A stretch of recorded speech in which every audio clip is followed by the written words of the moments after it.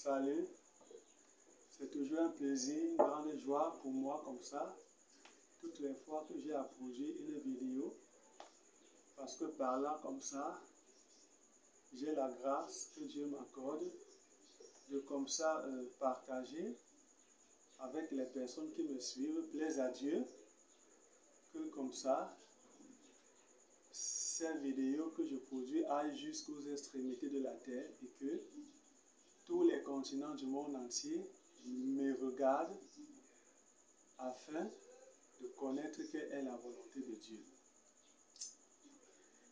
Pour me présenter, pour les personnes qui ne me connaissent pas, je suis Herman Dewey, comme ça de mon nom d'artiste musicien gospel.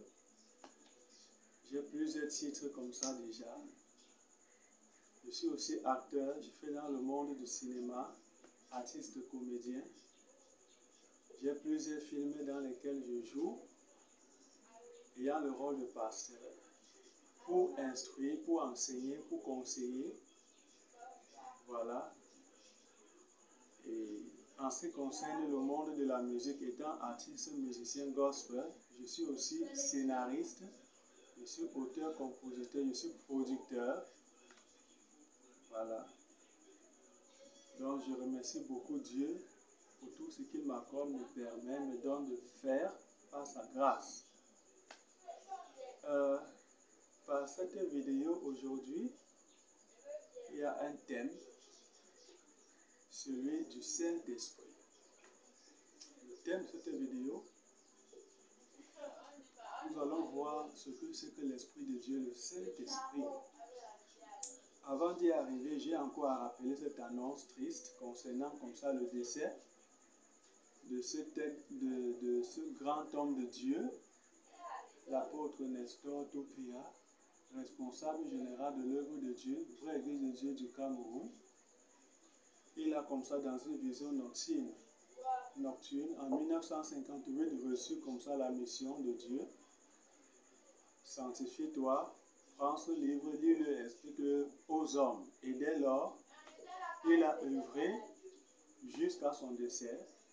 Ça fait quelques semaines déjà, le 10 de ce mois, nous sommes en 2020. Dieu l'a comme ça rappelé, il a combattu le bon combat de la foi, il nous a fait connaître la volonté de Dieu, il nous a communiqué Jésus, le ministère étant celui de l'explication du livre. Je veux comme ça en passant aussi préciser, car il est bon d'être reconnaissant, que comme ça j'ai eu l'occasion, face à face comme ça, il m'a beaucoup conseillé, il m'a beaucoup encouragé, il m'a beaucoup motivé dans la foi chrétienne. J'ai reçu beaucoup de ses conseils. Il a produit beaucoup de livres, littérature chrétienne. Donc, par la grâce de Dieu comme ça, ces vidéos-ci que je produis sortent, émanent des conseils que j'ai reçus de lui. Je suis très content par la grâce de Dieu qui m'est accordée comme ça, de connaître Dieu comme je le connais. Je remercie beaucoup Dieu. Et je remercie Dieu aussi pour cet homme, l'apôtre Topia Nestor, par qui je suis sauvé par la parole de Dieu qu'il a prêchée. Malgré son absence, je sais que le Seigneur Jésus va me soutenir et que j'irai jusqu'au bout. Je servirai Dieu, ayant pour modèle d'exemple cet homme de Dieu, l'apôtre Nestor Topia. Donc, voilà cette triste nouvelle. C'est un rappel. Je l'ai dit dans ma précédente vidéo. J'ai à mon actif d'autres vidéos telles que le coronavirus, le chrétien face au coronavirus. J'ai aussi parlé dans plusieurs autres vidéos comme la musique gospel que les chrétiens ont l'habitude de produire. Nous avons comme ça un peu partout dans le monde entier les chrétiens qui chantent. Il y a beaucoup de musique gospel. J'ai parlé de l'origine de la vraie musique gospel. j'ai aussi parlé de l'homme et de la femme, leurs responsabilités, leurs devoirs réciproques selon la parole de Dieu. Donc aujourd'hui, par la grâce de Dieu, pour rappeler le thème, c'est le Saint-Esprit, parce qu'aujourd'hui, il y a beaucoup d'esprits dans le monde.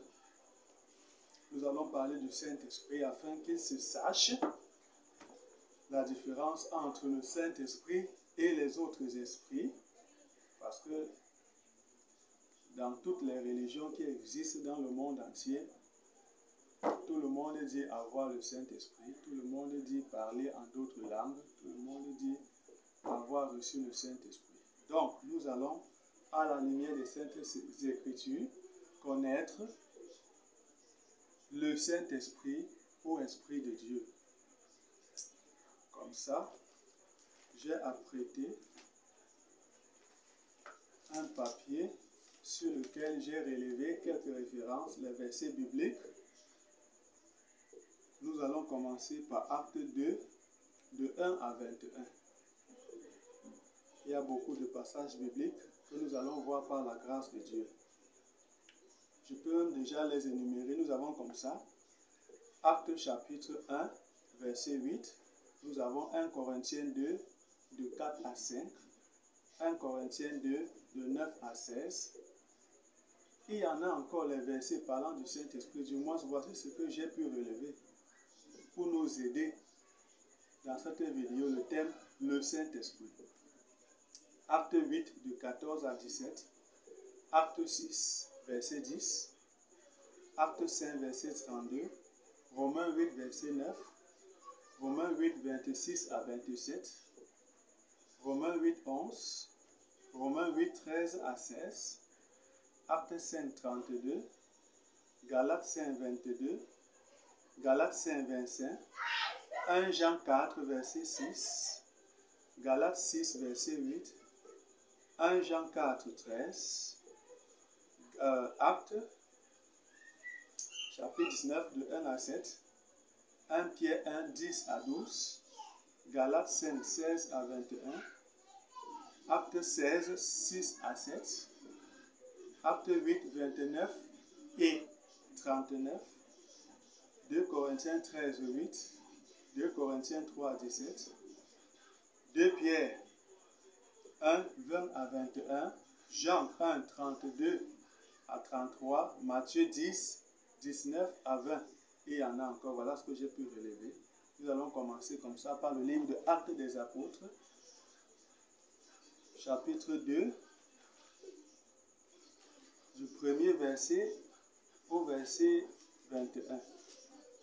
Il s'agit ainsi de l'effusion du Saint-Esprit le jour de la Pentecôte, la première fois que le Saint-Esprit est descendu après la montée du Seigneur Jésus au ciel, où il est assis à la droite de Dieu et il intercède en faveur des croyants, des saints. Je vais m'efforcer comme ça par la grâce de Dieu à me contenter uniquement de ce que disent ces versets bibliques. Je ne vais rien apporter de personnel, je ne vais rien inventer, je ne vais rien créer. Je vais juste, on va prendre uniquement ce que dit la parole de Dieu. Acte 2, de 1 à 21. Il est écrit, le jour de la Pentecôte, ils étaient tous ensemble dans un même lieu. Tout à coup, il vint du ciel un bruit comme celui d'un vent impétueux et il remplit toute la maison où ils étaient assis. Il s'agit des apôtres. Des langues semblables à des langues de feu leur apparurent, séparées les uns des autres, et se posaient sur chacun d'eux, individuellement sur chacun d'eux. Et ils furent tous remplis du Saint-Esprit, et se mirent à parler en d'autres langues, selon que l'Esprit leur donnait de s'exprimer. Or, il y avait à ces jours, à Jérusalem, des Juifs, hommes pieux, de toutes les nations qui sont sous le ciel.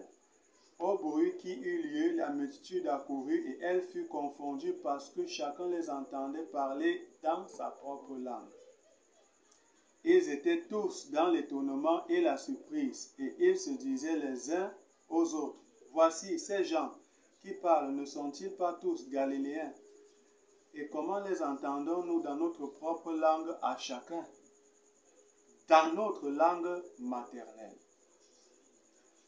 Parthes, Mers et Lamine, ceux qui habitent la Mésopotamie, la Judée, la Cappadoce, le Pont, l'Asie, la Phrygie, la Pamphylie, l'Égypte, le territoire de la Libye voisine de la Cyrène, et ceux qui sont venus de Rome, juifs et prosélytes, crétois et arabes, comment les entendons-nous parler dans nos langues des merveilles de Dieu?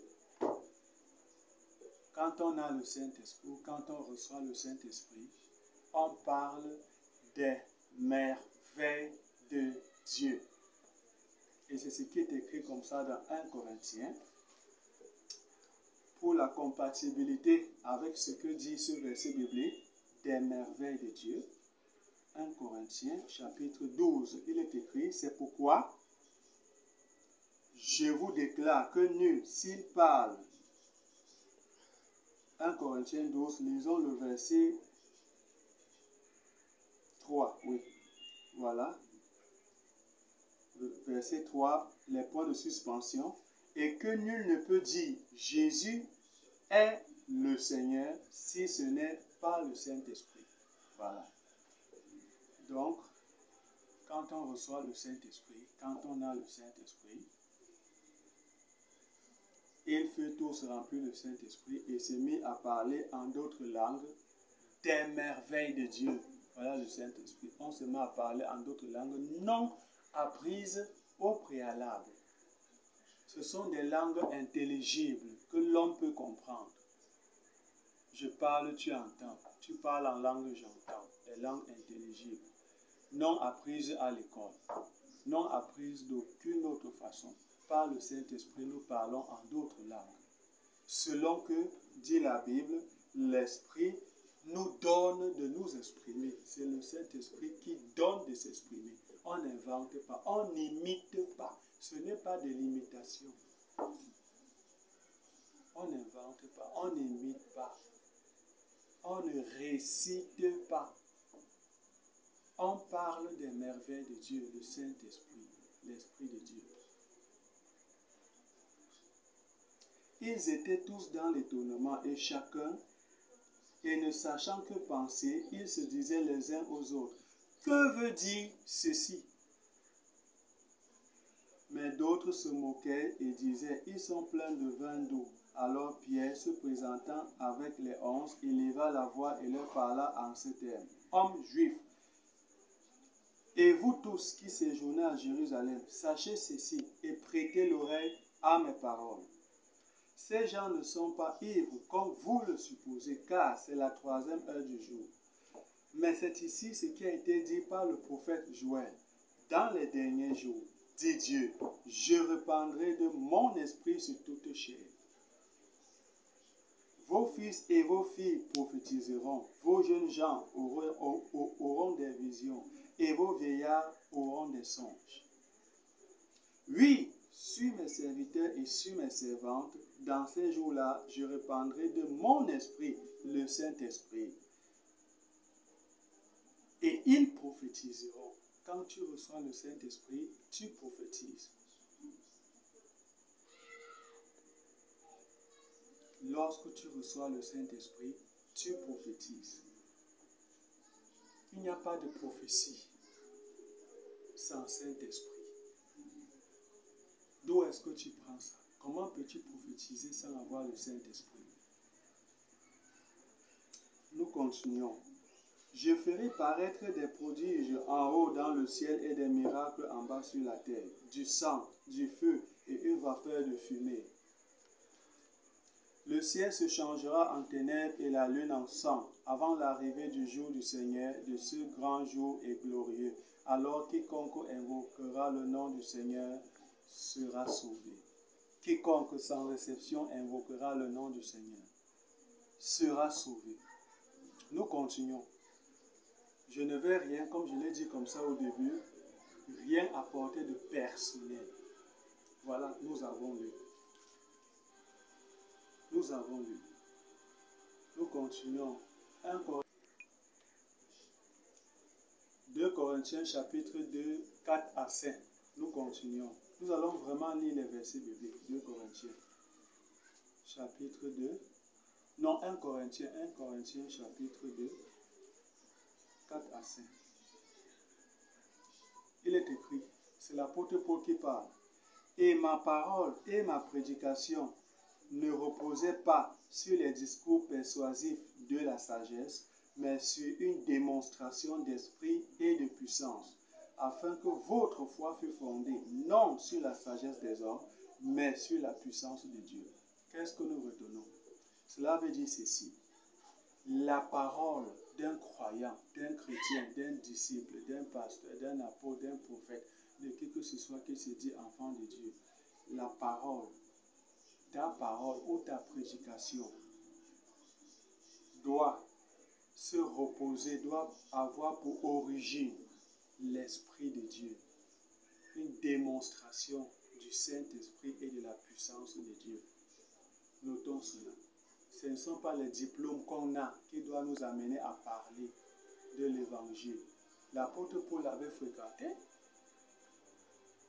L'apôtre Paul était un génie, c'était un cerveau, il avait fréquenté. Il était plein de connaissances livresques.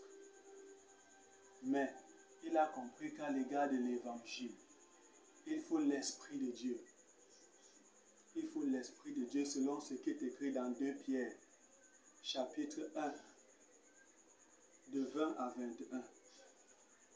2 Pierre, chapitre 1, de 1 à 21. Nous lisons, sachant tout d'abord vous-même qu'aucune prophétie de l'Écriture ne peut être un objet d'interprétation particulière. Cela veut dire que tu prends la Bible comme ça, tu lis, tu l'expliques par tes diplômes, par ta propre intelligence, par ta propre compréhension, par les choses charnelles, les choses de l'homme, l'analyse de l'homme, la logique de l'homme. Car ce n'est pas par une volonté d'homme qu'une prophétie a jamais été apportée, mais c'est poussé par le Saint-Esprit que les hommes ont parlé de la part de Dieu.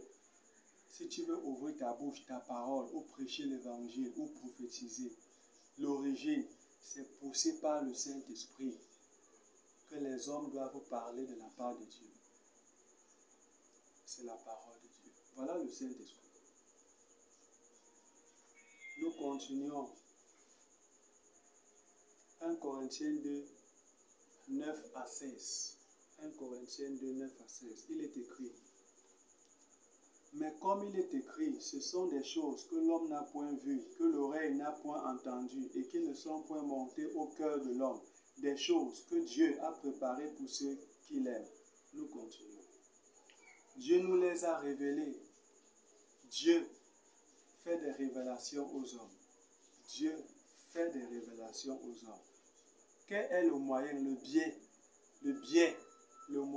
biais, le tuyau par lequel Dieu communique avec l'homme, Dieu donne à l'homme? Dieu nous les a révélés par l'Esprit, car l'Esprit sonde tout, même les profondeurs de Dieu. C'est par le Saint-Esprit que Dieu donne à l'homme. Si tu n'as pas le Saint-Esprit, Dieu ne peut rien te donner. Si tu n'as pas le Saint-Esprit, tu ne peux rien recevoir de Dieu. Même si tu dis que tu es pasteur, tu es prédicateur, tu es évangéliste, tu es prophète, tu es apôtre, tu n'as pas l'Esprit de Dieu. D'où est-ce que tu sors ce que tu dis de la part de Dieu? Tu n'as pas le Saint-Esprit. Lequel des hommes en effet connaît les choses de l'homme, si ce n'est l'esprit de l'homme qui est en lui? On connaît les choses de l'homme par l'esprit de l'homme. C'est ce que Jésus a dit à Nicodème comme ça. Ce qui est né de la chair est chair, ce qui est né de l'esprit est esprit. Ne t'étonne pas de ce que je te dis. Il te faut naître de nouveau. Jean chapitre 3 à partir du premier verset. Il te faut naître de nouveau.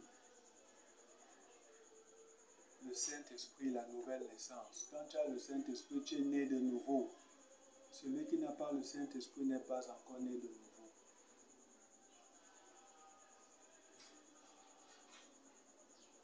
Lequel des hommes en effet connaît les choses de l'homme si ce n'est l'esprit de l'homme qui est en lui? De même, personne. C'est radical, c'est catégorique, il n'y a rien à faire. Personne, c'est personne, ne connaît les choses de Dieu si ce n'est l'Esprit de Dieu. L'Esprit de Dieu te fait connaître les choses de Dieu. Point. Tu n'as pas l'Esprit de Dieu, tu ne peux pas connaître les choses de Dieu. Or, nous n'avons pas reçu l'Esprit du monde, mais l'Esprit qui vient de Dieu, afin que nous connaissions les choses que Dieu a données par sa grâce. Dieu nous a donné par sa grâce. Et nous en parlons, non avec les discours qu'enseigne la sagesse humaine, mais avec ce qu'enseigne le Saint-Esprit. Le Saint-Esprit enseigne ce qu'enseigne l'Esprit de Dieu. Le Saint-Esprit enseigne. Et ce qui collabore avec ce verset, c'est le livre de Jean. Jean chapitre 14, le verset 26. Jean 14, le verset 26. Le consolateur, le Saint-Esprit est aussi appelé le consolateur. Verset 26, il est écrit: mais le consolateur, l'Esprit Saint, que le Père enverra en mon nom, vous enseignera toutes choses et vous rappellera tout ce que je vous ai dit. Le Saint-Esprit vous enseignera toutes choses, sans exception. Et nous prenons l'enseignement que le Saint-Esprit nous donne, nous le communiquons aux hommes.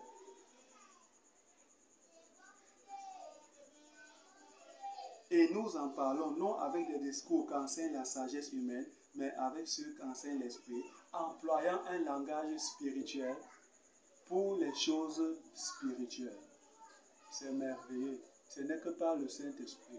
Quand tu as le Saint-Esprit, tu peux être spirituel. Si tu n'as pas le Saint-Esprit, tu ne peux pas être spirituel. Comment? Tu ne peux pas être spirituel. Tu n'as pas le Saint-Esprit. Mais l'homme animal ne reçoit pas les choses de l'Esprit de Dieu, car elles sont une folie pour lui. Et il ne peut les connaître parce que c'est spirituellement qu'on en juge. L'homme spirituel, au contraire, juge de tout et il n'est lui-même jugé par personne. Car qui a connu la pensée de Dieu pour l'instruire? Or nous avons la pensée de Christ. Gloire à Dieu. Au nom de Jésus. Nous continuons. Acte 8, 14 à 17. Acte 8, 14 à 17. Avant de continuer, nous allons faire une courte pause avant de revenir.